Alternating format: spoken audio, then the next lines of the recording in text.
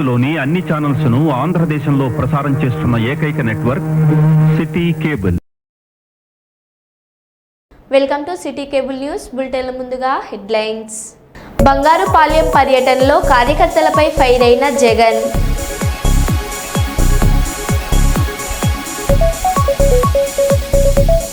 కురవిలోని శ్రీ సత్యసాయి సేవా సమితి ప్రశాంతి నిలయంలో ఘనంగా ప్రారంభమైన గురు పౌర్ణమి వేడుకలు. తల్లిని రైతు వేదికలో వదిలేసిన 4 కొడుకులు.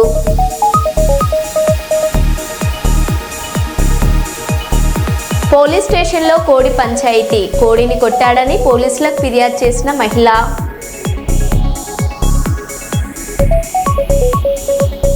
గురు పౌర్ణమి సందర్భంగా కర్నూలు నగరంలోని సాయిబాబా దేవాలయాలు భక్తుల రాకతో కిటకిటలాడాయి.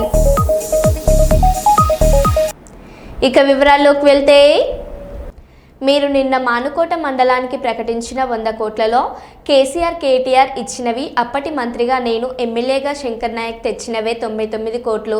పాత శీల పలకాలకు పాత పనులకు రంగులేసి కొత్తగా చేసినట్లు సంబరపడిపోకండి. మీకు సిగ్గనిపించడం లేదా అని మైబాద్లో తన నివాసంలో ఏర్పాటు చేసిన విలేకరుల సమావేశంలో మాజీ మంత్రి సత్యవతి రాథోడ్ అన్నారు. ఆ 100 కోట్లలో 99 కోట్ల రూపాయలు కేసీఆర్ గారు ఇచ్చినాయి, కేటీఆర్ గారు ఇచ్చినాయి, సత్యవతి రాథోడ్ తెచ్చినాయి, శంకర్ నాయక్ గారు తెచ్చినాయి తప్ప ఇంకోటి కాదు. మీకు ఉదాహరణకు ఆ పేర్లన్నీ కూడా చెప్తాం.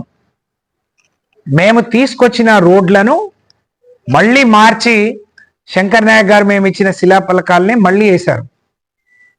ఇవాళ కాదు, ప్రభుత్వం వచ్చిన మొదటి శ్రీరామనవమికి వేం నరేందర్ రెడ్డి గారు మానకోటకు వచ్చినప్పుడు మురళీ నాయక్ గారికి, వేం నరేందర్ రెడ్డి గారికి పార్లమెంట్ ఎన్నికల ముందే నేను చెప్పాను, నరేందర్ రెడ్డి గారు మీరు ఇక్కడి నుంచి ముఖ్యమంత్రి గారి ముఖ్య సలహాదారుగా ఎంపిక కావడం చాలా సంతోషం,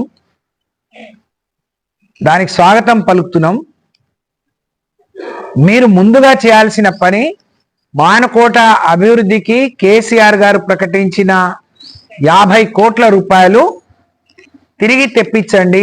వాటిని ల్యాబ్స్ అంటే రద్దు చేశారు, వాటికి అనుమతులు ఇప్పియండి వేం నరేందర్ రెడ్డి గారు అంటే ఈ రోజు వరకు కూడా అతి లేదు గతి లేదు. చైర్మన్ గా డాక్టర్ రామ్మోహన్ రెడ్డి గారు నా పక్కనే ఉన్నారు. ఇక్కడ మున్సిపల్ కౌన్సిలర్లు చాలా మంది ఉన్నారు. అందులో దాదాపు 15 కోట్ల రూపాయల పనులు కూడా అయిపోయినాయి. కానీ ఇప్పటి వరకు వాటిని బిల్స్ ఇవ్వలేదు, ఆ 50 కోట్ల రూపాయలు తిరిగి తెచ్చుకోలేదు. అలాంటి దద్దమ్మలు మాట్లాడితే ఇక నోరుంది కదా అని మరి ప్రతిపక్షాల మీద విరుచుకుపడటం, మీ అసమర్థతను, మీ చాతగాని తనాన్ని మీరు గట్టిగా మాట్లాడి కప్పిపుచ్చుకునే ప్రయత్నం చేసినట్టు నేను భావిస్తా ఉన్నాను. మీరు ఫైనాన్స్ మినిస్టర్, పవర్ మినిస్టర్, అందులో ఉప ముఖ్యమంత్రి, మీరు మేం చేసిన శంకుస్థాపనలకు మళ్ళీ రంగులేసుకొని శంకుస్థాపనలు చేసి 100 కోట్లు తీసుకొచ్చినామని ఇక ప్రగల్భాలు పలికితే ఇక సిగ్గనిపించట్లేదా? మంత్రులు బట్టి విక్రమార్క కావచ్చు, పొంగులేటి కావచ్చు, వెంకటరెడ్డి గారు కావచ్చు, సురేఖ, సీతక్క, వీళ్ళందరికీ మీకు సిగ్గనిపించట్లేదా? మీరు మాట్లాడే మాటలకు, మీరు చేసిన పనులకు. బట్టి విక్రమార్క గారు మేమేం చేయలేదండి, మీకు గుర్తొచ్చిందా? ఆ రోజు మహిళల కురవిలోని శ్రీ సత్యసాయి సేవా సమితి ప్రశాంతి నిలయంలో ఘనంగా ప్రారంభమైన గురు పౌర్ణమి వేడుకలు.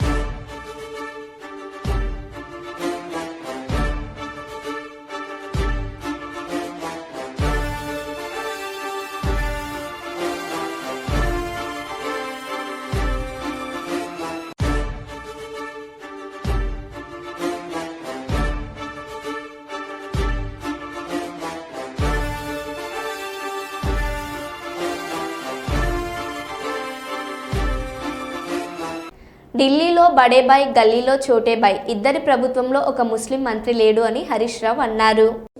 बेरोजगार युवा के लिए 10-10 लाख रुपए देते बोले कांग्रेस. अब 20वां महीना चल रहा, एक मुसलमान बच्चे और बच्ची के लिए लोन मिला 10 लाख, एक आदमी को मिला. बात तो करोड़ों में है, काम पकौड़ी में है. दोनों का एक ही है. वो दिल्ली में बड़े भाई का, ये गली का छोटे भाई का रास्ता एक ही है.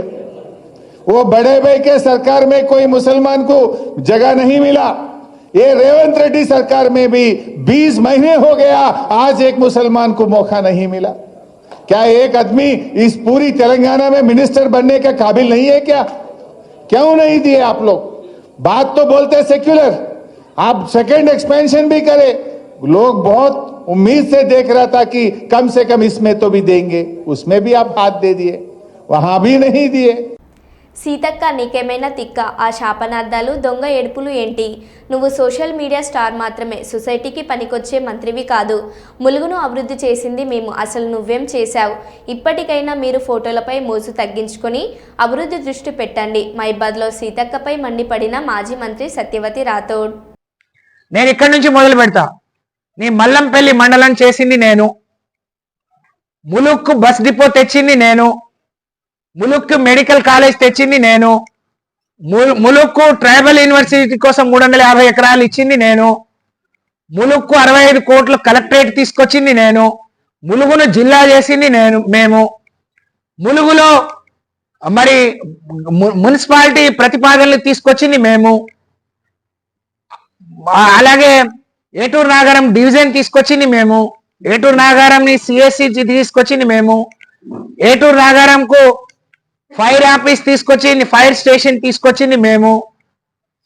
అసలు ములుగుకు చేయని పనంటూ లేదు. నీకు మిగిలిందేంటి? ములుగులోని ఆదివాసీ గూడాలకు, అలాగే పేద లంబాడి తండలకు ఊళ్ళకు రోడ్లేసింది మేము. రామప్పకు మరి జాతీయ హోదా తీసుకొచ్చింది మేము, అంతర్జాతీయ హోదా తీసుకొచ్చింది మేము.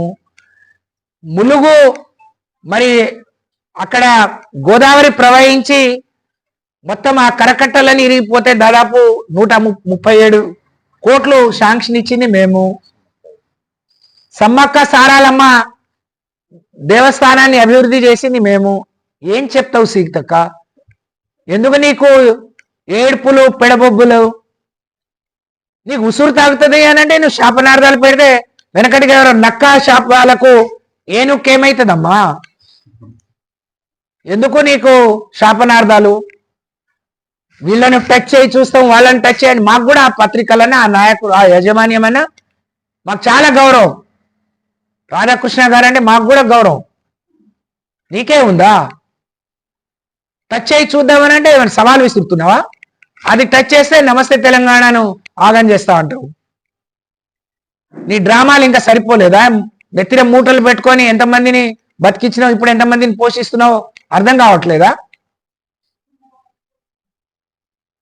నువ్వు సోషల్ మీడియాలో తప్ప ప్రజల జీవితాల్లో లేవు, ప్రజలు బాగు చేయడానికి లేవు. నువ్వు మాట్లాడొద్దు అనుకుంటా అంటే ఏదో ఒకటి కెలుగుతున్నావు. నీ పతియార్ ఏందో, నీ డిపార్ట్మెంట్లో ఏం జరుగుతుందో అది చక్కబెట్టుకో.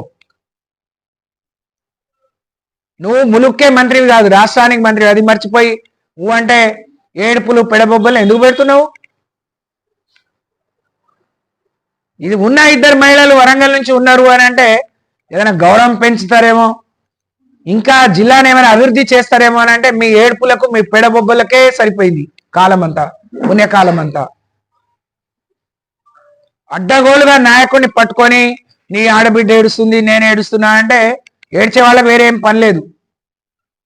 బాగు చేయలేని వాళ్ళు, చేతగానోళ్ళు, పని చేయటం రానోళ్ళు, ప్రజల మన్ననలు పొందలేని వాళ్ళు ఇట్లాంటి చిల్లర ఏడుపులు ఏడిస్తే దానికి భయపడేది లేదు. అది గుర్తు పెట్టుకుంటే మంచిదని చెప్పి నేను హెచ్చరిస్తా ఉన్నా. మీ రాష్ట్ర ఇన్ఛార్జ్, మీ జాతీయ ఇన్ఛార్జ్లే చెప్తాను, మీ పనితీరు బాగలేదు, దాన్ని బాగు చేసుకోండి, మీరు దేనికి పనికి రాకుండా పోతారు, మీకు మంత్రి పదవులు ఇస్తే కనీసం జిల్లాకో నియోజకవర్గానికో పేద ఒకళ్ళిద్దరు కన్నా ఉపయోగపడండి అని మీ పార్టీ వాళ్ళే మిమ్మల్ని హెచ్చరిస్తారు. అదంతా వదిలిపెట్టి మా మీద ఎందుకు ఏడుస్తారు? ఏడవలసిన వాళ్ళ మీద ఏడవండి మీరు.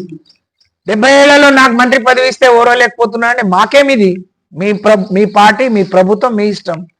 మాకు ఓరవకుండా మేము పెట్టుకుంటున్నామా? కాబట్టి నేను మానుకోట అభివృద్ధిలో మరి మంత్రులను తీసుకొచ్చి పక్కన ఉండి ఫోటోలు దిగి వేసుకునే రామచంద్ర నాయక్ గారికి కానీ, మురళీ నాయక్ గారికి కానీ, బలరాం నాయక్ గారికి కానీ మేము సవాలు విసురుతున్నాం. మీరు ముగ్గురు మానుకోటలో కూర్చోండి. ఇదే మంత్రులను కలెక్టరేట్లోనో ఇంకెక్కడైనా కూర్చోబెట్టి గతంలో ఎన్ని వేల కోట్ల రూపాయల నిధులు వచ్చినాయి, వాటి పనులు ఎక్కడి వరకు వచ్చినాయి, ఎన్ని రోజుల్లోగా పూర్తవుతాయి, మేమేం తెచ్చుకుంటే మానుకోటకి ఇంకా మేలు జరుగుతుందనే దాని మీద మీరు దృష్టి పెట్టండి. కానీ అక్కడిక్కడ ఫోటోలు దిగి మరి బయలుదేరితే ఒక ఫోటో, కూర్చుంటే ఒక ఫోటో, మాట్లాడితే ఒక ఫోటోలు సోషల్ మీడియాలో పెట్టి మీరు ఈ జిల్లా ప్రజల కడుపు నింపలేరు, ఈ జిల్లాను బాగు చేయలేరు అనే విషయాన్ని గుర్తు పెట్టుకొని మసులుకుంటే మంచిదని చెప్పి భద్రాచలం ఈవో రమాదేవి మీద పురుషోత్తంపట్నం గ్రామస్తులు ఆరోపణలు. అధికారి బాధ్యతగా ఏపీ రెవెన్యూ అధికారులతో సంప్రదించకుండా దౌర్జన్యంగా వ్యవహరించారని ఆరోపణ. వెళ్ళి కోర్టు ద్వారా ఏదైనా ఇల్లీగల్ ఉంటే నువ్వు దాన్ని అడ్డుపడి చేయాలి తప్ప, ఎప్పుడో మాతో పాటు వచ్చినటువంటి ఎస్సీలు ఇవాళ లంబాడి కాలనీలో ఉన్నారు.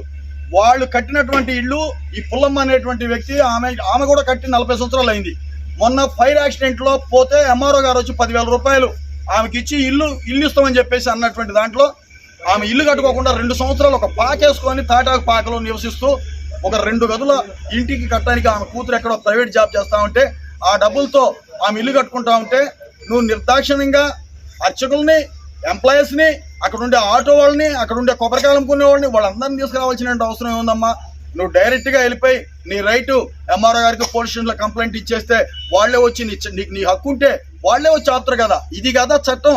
చట్టం నీకొకటి మాకొకటి కాదు. చట్టాన్ని అందరం గౌరవించాలా.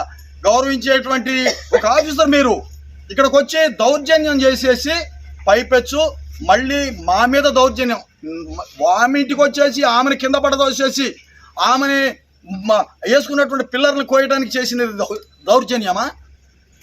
ఊళ్ళో వచ్చేసి ఆమె అంత దౌర్జన్యం చేస్తా ఉంటే ఊరు గ్రామస్తులందరూ వెళ్ళారు, అడ్డుకున్నారు. తెలంగాణ కుటుంబంలో ఏదైనా సమస్య ఉంటే కూర్చొని చర్చించుకోవాలని కేసీఆర్ ఫ్యామిలీకి సీఎం రేవంత్ రెడ్డి సూచించారు. ఒకరు గల్లీలో మరొకరు ఢిల్లీలో అన్నట్లున్న వీధి బాగోతాలను తెలంగాణ సమాజం గమనిస్తుందని తెలిపారు. 10 ఏళ్ల అధికారం తర్వాత ప్రజలు ఇచ్చిన తీర్పును గౌరవించాలని సూచించారు. అలాగే ఎర్రబెల్లి ఫామ్ హౌస్కే తమ మంత్రుల బృందాన్ని పంపిస్తామని, అన్ని వివరాలను అక్కడే చర్చించుకుందామన్నారు. శాసనమండలి సమావేశాలు ఏర్పాటు చేస్తాం. అన్ని రాజకీయ పార్టీల ప్రజాప్రతినిధులను వాళ్ళ సూచనలు తీసుకుంటాం. అసెంబ్లీకి స్పీకర్ గారి అనుమతితో ఎక్స్పర్ట్స్ని కూడా పిలవడానికి ఒక స్కోప్ ఉంది. అడ్వకేట్ జనరల్ నుంచి ఎక్స్పర్ట్స్ని ఏదైనా ఒక సబ్జెక్ట్ ఉన్నప్పుడు శాసనసభలో అంతేనా సికేంద్రని రోజులోకి రప్పించవచ్చు. వాళ్ళ ఆలోచనలు కానీ వాళ్ళ సూచనలు కానీ తీసుకోవచ్చు అంటున్నారు. తెలంగాణ రాష్ట్ర ప్రభుత్వం సిద్ధంగా ఉంది. రాజకీయ పార్టీలుగా, ప్రజాప్రతినిధులుగా మనకు భిన్నాభిప్రాయాలు ఉన్న ఎక్స్పర్ట్స్ ఒపీనియన్ కూడా శాసనసభలో ప్రజలకు వినిపిద్దాం. ఇదొక మార్గం. ప్రజాస్వామ్యం పట్ల నమ్మకం ఉన్న వాళ్ళకు, విశ్వాసం ఉన్న వాళ్ళకు, మనల్ని ఎన్నుకున్నదే ప్రజలు, చట్టసభల సమస్యల మీద చర్చించి వాటికి ఒక పరిష్కారం చూపించాలా. ప్రజలు కూడా ఒక అవగాహన కల్పించే బాధ్యత ప్రజలు మనకి ఇచ్చిండ్రు. నా మొట్టమొదటి ఆప్షన్ శాసనసభ సమావేశాలు మీరు ఎప్పుడు స్పీకర్ గారికి లేఖ రాసినా మేము చర్చలకు ప్రభుత్వం వైపు నుంచి కూడా మేము సానుకూలంగా స్పందిస్తాం. శాసనసభలో, శాసన మండలిలో కృష్ణానది జలాల మీద, గోదావరి నది జలాల మీద, ఉమ్మడి రాష్ట్రంలో జరిగిన నిర్ణయాల మీద, మీరు 9.5 సంవత్సరాల పరిపాలన తీసుకున్న నిర్ణయాల మీద, ఈ సంవత్సరన్నరలో మేము తీసుకున్న నిర్ణయాల మీద కూలంకషంగా సబ్జెక్టుల వారిగా చర్చిద్దాం, ప్రజలకు వివరిద్దాం. ఈ ప్రభుత్వం సహేతుకమైన సూచనలు, సలహాలు వస్తే తప్పకుండా పాటిస్తుంది. ఎక్స్పర్ట్స్ ఒపీనియన్ కూడా ప్రజలకు, ఇంతకుముందు బట్టి గారు చెప్పారు, ఎక్స్పర్ట్స్ని మనం అందరినీ కాన్ఫిడెన్స్లోకి తీసుకోవాలా, స్టేక్ హోల్డర్స్ని కాన్ఫిడెన్స్లోకి తీసుకోవాలన్నారు. స్టేక్ హోల్డర్స్ని, ఎక్స్పర్ట్స్ని, న్యాయశాఖలో కోవిధులను, సాగునీటి రంగంలో కోవిధులను, మిగతా ప్రజలలో ఉండే వాళ్ళని కూడా అందరినీ పిలిచి అవసరమైన మేరకు ఒక చర్చను ఒక మంచి వాతావరణంలో చర్చించి తెలంగాణ మిగతా రాష్ట్రాలకు దేశానికి ఆదర్శంగా ఉండే విధంగా చట్టసభల్ని నిర్వహిద్దాం. సభానాయకుడిగా నేను మాటిస్తున్నా, మా వాళ్ళందరి తరఫున ఏ చిన్న గందరగోళం లేకుండా ఎవరి గౌరవానికి భంగం కలగకుండా సభను నిర్వహించే బాధ్యత నాది. ఎవరిని కూడా పల్లెత్తు మాట అనవసరంగా మాట్లాడకుండా పక్క చట్ట పరిధిలో చట్టసభల్ని నిర్వహించే బాధ్యత నాది. మైబాద్ జిల్లా గూడూరు మండలంలోని భూపతిపేట గ్రామంలో కన్నతల్లిని కాదన్న కొడుకుల ఘటన గురువారం చోటు చేసుకుంది. తల్లిని సాధలేము అంటూ రైతు వేదికలో 4 కొడుకులు వదిలిపెట్టారు. 4 కొడుకులకు భారంగా మారిన కన్నతల్లి రైతు వేదికలో తలదాచుకుంటుంది. తేలికపాటి చెద్దరితో చలికి తట్టుకోలేక వణుకుతున్న ఆమె పరిస్థితిని చూసి స్థానికులు కొడుకులు చేసిన పని పట్ల ఆగ్రహం వ్యక్తం చేశారు. అధికారులు చొరవ చూపాలని కోరుతున్నారు.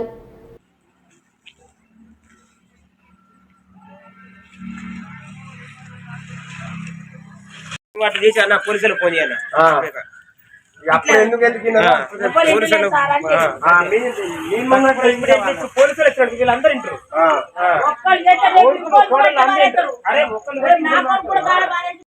అన్నాక తీసుకొచ్చాను ఆంటీ ఏం చెప్తా అది అరమ్మాటాడి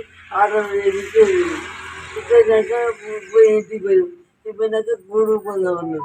గూడు ఏం చెప్పిండో అది ఇంటికి వచ్చినాం. ఇంటికి వచ్చినాక మళ్ళీ మధ్యకి పోయినాం. మధ్య పోయినాక మా ఇంటికి వద్దాను వద్దాను తీసుకొచ్చి ఇది అయిపోయింది. ఇక్కడ తీసుకొచ్చి చేసిన నాయకుడు నీ కొడుకు తీసుకొచ్చిన నాయకుడు చిన్న కొడుకే ఇక్కడ భార్య అన్నది అంటే నల్గొండ జిల్లా నకరేకల్ పట్టణంలోని గొల్లగూడెంలో తన గడ్డివాంలో గింజలు తింటుందని కర్రతో కొట్టి కోడికాలు విరగ్గొట్టిన రాకేష్ అనే వ్యక్తి. దీంతో పోలీసులకు ఫిర్యాదు చేసిన గంగమ్మ పోలీసులు సర్ది చెప్పే ప్రయత్నం చేయగా రాకేష్కు శిక్ష పడాల్సిందేనంటూ పట్టుబడిన గంగమ్మ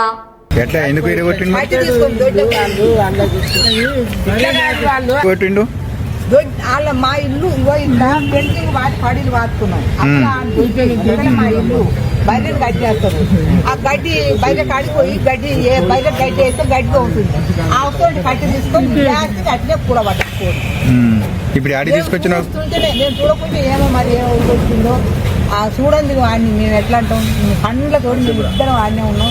మిగల వాళ్ళం మేము చూస్తుంటేనే. ఇప్పుడు ఆ కోడిని ఆడి తీసుకొచ్చిన ఇప్పుడు వీడికే పోలీస్ స్టేషన్. ఇప్పుడు ఏం చేయాలి కోడి మీద?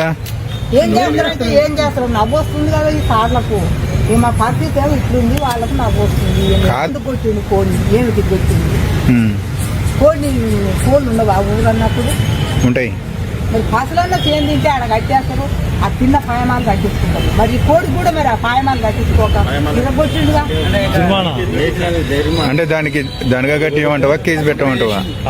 దండగా నాకు దండు వద్దే వద్దు. దానికి ఒక శిక్ష ఎందుకు వచ్చింది ఏమిటి వచ్చింది మళ్ళీ ఈ పాప పాలు పెరుగుకోకుండా మా జోలికి రాకుండా కేసే పెట్టాలి. దానికి ఎందుకు నాకు అని దండగా దళగవాడ అని దండగా నాశనం అయిపోయింది అని దండగా ముందు నష్టం కానీ మాకు ఆ దండగా సరే పొద్దున పిలిపి. హన్మకొండ జిల్లా రాజకీయాలు కాంగ్రెస్ ప్రభుత్వం ఏర్పడిన తర్వాత ఎంతో హుందాతనంతో సాగిస్తున్నదని, గతంలో ప్రశ్నించడమే పాపంగా చూసిన తరుణమని బీఆర్ఎస్ కార్పొరేటర్లు గుర్తించుకోవాలని కార్పొరేషన్ ఫ్లోర్ లీడర్ తోట వెంకటేశ్వర్లు, కార్పొరేటర్లు జక్కుల రవీందర్ యాదవ్, సయ్యద్ విజయశ్రీ, రాజాలి పోతుల శ్రీమన్ అన్నారు. గురువారం హన్మకొండ జిల్లా కాంగ్రెస్ పార్టీ కార్యాలయంలో ఏర్పాటు చేసిన మీడియా సమావేశంలో వారు మాట్లాడారు.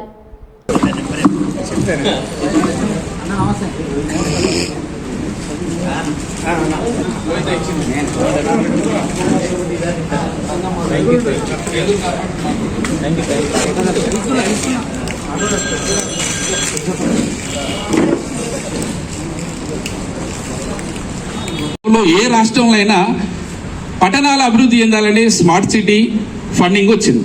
ఫండింగ్ వచ్చిన ఫండ్ను వీళ్ళు డెవలప్ చేయలేక ఫండింగ్ రిటర్న్ పోయింది. రిటర్న్ పోయినాక మన ఎమ్మెల్యే గారు గెలిచిన తర్వాత 280 కోట్ల రూపాయలు రిటర్న్ పోతున్నాయని గతంలో ఎక్కడెక్కడైతే వీళ్ళు డెవలప్మెంట్ కింద పెట్టుకున్నారో అవి కూడా ఇప్పుడు శాంక్షన్ తీసుకొచ్చింది.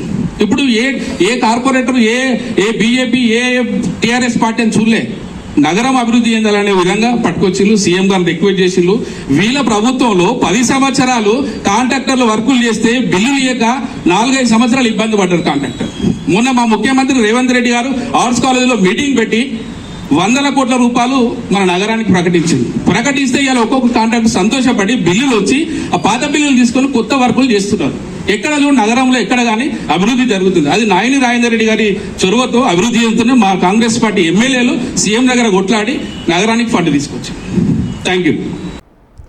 హన్మకొండ పశ్చిమ నియోజకవర్గం పరిధిలో రాష్ట్ర ప్రభుత్వం అంతర్జాతీయ ప్రమాణాలతో ఏర్పాటు చేస్తున్న ఇంటిగ్రేటెడ్ పాఠశాలలకు గతంలో యూనివర్సిటీ సిఆర్పిఎఫ్ బెటాలియన్కు కేటాయించిన స్థలంలో ఏర్పాటు చేయడాన్ని కాకతీయ యూనివర్సిటీ విద్యార్థి సంఘాల ఐక్య కార్యాచరణ ఇంటిగ్రేటెడ్ పాఠశాలలను యూనివర్సిటీ స్థలంలో కేటాయించడం వల్ల పేద విద్యార్థుల భవిష్యత్తుకు ఎంతో ఉపయోగపడుతుందన్నారు.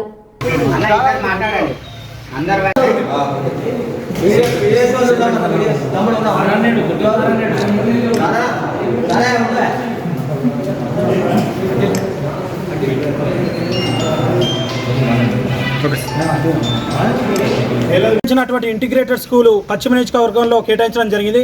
దానికి కాకతీయ యూనివర్సిటీ భూమిని అప్పచెప్పడాన్ని కాకతీయ యూనివర్సిటీలో ఉన్నటువంటి విద్యార్థి సంఘాలుగా స్వాగతిస్తూ ఉన్నాం. ఎందుకంటే ఎస్సీ ఎస్టీ బీసీ మైనార్టీ వర్గాలు చదివేటువంటి ఈ యొక్క ఇంటిగ్రేటెడ్ స్కూల్ను విద్యను దూరం చేసేందుకు కొంతమంది సంబంధించిన పార్టీ అనుబంధ విద్యార్థి సంఘాలు కుట్ర పన్నుతూ ఉన్నాయి. దీన్ని పూర్తిగా ఖండిస్తూ ఉన్నాం, వ్యతిరేకిస్తూ ఉన్నాం.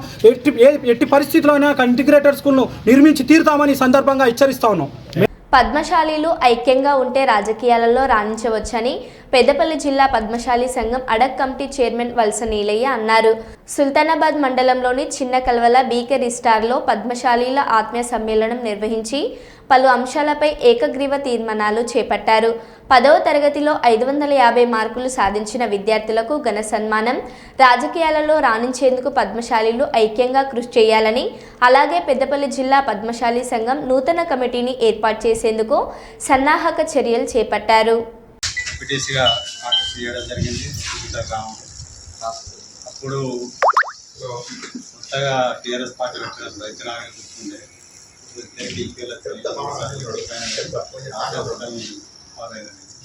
మళ్ళీ తదుపరి 5 సంవత్సరాలు 2006లో సర్పంచ్గా ఎన్నిక ఆ తదుపరి 2017లో ఇప్పుడు జిల్లా కమిటీ చేసినట్టుంది మన పద్మశాలి సంఘం. వివిధ రంగాలు ఏర్పడలేదు. అప్పుడు నేను వైస్ ప్రెసిడెంట్గా పెద్దపల్లి డివిజన్ చేయడం జరిగింది. తద్వారా ఏమైంది కదంటే జిల్లాలుగా ఏర్పడడం జరిగింది. 4 జిల్లాలుగా కరీంనగర్ ఉమ్మడి జిల్లా నుంచి పెద్దపల్లి మరియు అదేవిధంగా సిరిసిల్ల, జగిత్యాల, కరీంనగర్.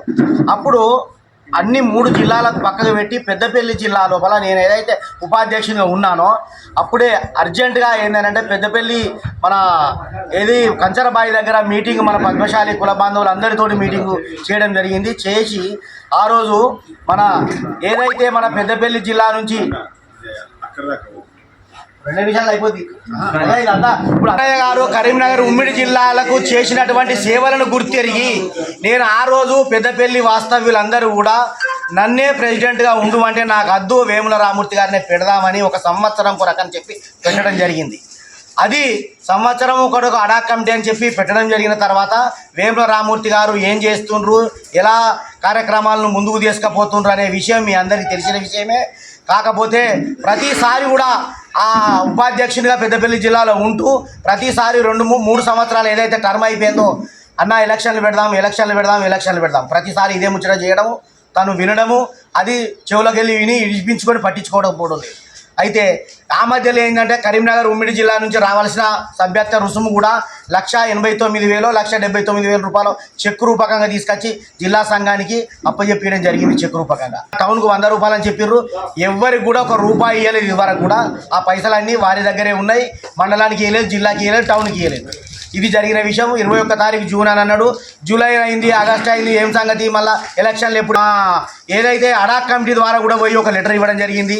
అంతకుముందు మండల అధ్యక్ష కార్యదర్శులు తోటి కూడా ఒకటి లెటర్ తయారు చేసి ఆయన సబ్బన్ రాయమల్ గారి ఆధ్వర్యంలో కూడా వేముల రామూర్తి గారికి ఆయన టు ఆయన అందజేయడం జరిగింది.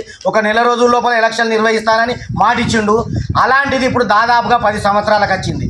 10 సంవత్సరాలకు వస్తే పోయిన సంవత్సరం కామర్త మురళి స్టేట్ ప్రెసిడెంట్ ఎలక్షన్ అయిన తర్వాత పెద్దపల్లి జిల్లా నిర్వీర్యం అయిపోతుంది. టౌన్ ఎలక్షన్లు, మండల ఎలక్షన్ లేవు కాబట్టి అని చెప్పి, మన జిల్లా ఎలక్షన్ లేవు కాబట్టి ఇక్కడ ఎలక్షన్లు కావాలని చెప్పి మన ఏదైతే ఆర్కే గార్డెన్లో ఒక మీటింగ్ కండక్ట్ చేయడం జరిగింది. తను రావడం జరిగింది. మేము అంతకుముందు ఆడపు సుధాకర్, నేను టీఆర్ఎస్ పార్టీలోనే ఉన్నాము. కాకపోతే జిల్లా సంఘము ఎలక్షన్లకు జిల్లా సంఘం మనం ఎమ్మెల్యే సాబును విజయరమణారావును పిలిపిస్తే టీఆర్ఎస్ వాళ్ళు పిలిస్తే ఎట్లా పోతావు నువ్వు అని చెప్పి మన కుల బాంధవులే ఎమ్మెల్యే గారి రైట్ హ్యాండ్గా ఉండి 2 సార్లు క్యాన్సిల్ చేయించిన ప్రోగ్రాములు ఉన్నాయి. అలాంటప్పుడు అట్లయిన దానికి ఏందన్నా విజయన్న గారు, మేము మీ టీఆర్ఎస్ నుండి కాంగ్రెస్లకు వస్తున్నామని చెప్పి ఆడపు సుధాకరును నేను ఒక 100 మందితోటి ఆ రోజు ఆర్కే గార్డెన్ లోపల ఓన్లీ కులము సంఘము కొరకని చెప్పే మనము కాంగ్రెస్ పార్టీలోకి పోవడం జరిగింది. పోయిన అప్పుడు ఆ రోజు పోయిన తర్వాత తను కూడా అన్న మాకు సంఘానికి జాగా కావాలంటే దాదాపు ఆనాడు 500 మంది, 400 నుంచి 500 మంది అటెండ్ అయ్యారు. అందులో ఒక ఎకరం జాగా ఇస్తా మీకు పద్మశాలి సంఘానికి అని తను చెప్పడం జరిగింది. అది కూడా విజయరమణారావు మాట ఇచ్చిండు. ఇప్పుడు దాదాపుగా కొంతమంది విని ఉన్నారు ఆ మాటను కూడా. అయితే ఈ ఎలక్షన్లు అనేది ఇటే పోతున్నాయి. ప్రతిసారి మేము ఇక మా అడా కమిటీ ఏర్పడ్డ తర్వాత అడా కమిటీ ఎందుకు వేసుకున్నావు అని చెప్పి కూడా మమ్మల్ని క్వశ్చన్ చేస్తే, నువ్వు ఎలక్షన్లు పెడతలేవు కాబట్టి స్టేట్ ప్రెసిడెంట్ వచ్చి అలా అడా కమిటీ వేసి, అడా కమిటీ ఎందుకు అంటే ఓన్లీ ఎలక్షన్లు నిర్వహించే వరకు మాత్రమే అడా కమిటీ అనేది ఉంటుంది. ఎలక్షన్ల డేట్ డిక్లేర్ అయిన తర్వాత అడా కమిటీ అనేది ఉన్నది. ఎలక్షన్లు కండక్ట్ అయిన తర్వాత అది వారికి తెలుసో తెలియదు. ఏమనంటే నువ్వు అడా కమిటీ వేసుకున్నావు, నువ్వో సంఘం మాదో సంఘం అని అంటారు. ఎక్కడేం సంఘాలు లేవు, జిల్లాలో ఒకటే సంఘం అని చెప్పి కూడా 10-20 మంది పోయి తన ఇంటికాడ వేముల రామూర్తి ఇంటికాడ కూర్చుని చెప్పడం జరిగింది. అయినా దాని గురించి కూడా ఇంత చలనం అనేది లేదు. ఇంకొక విషయం, నేను ఈ ఉపాధ్యక్షుడు ఉన్నప్పుడే ఈ పెద్దపల్లి జిల్లాకి ఏదైనా చేయాలి. మరో బులెటిన్లో మళ్ళీ కలుద్దాం. Stay tune.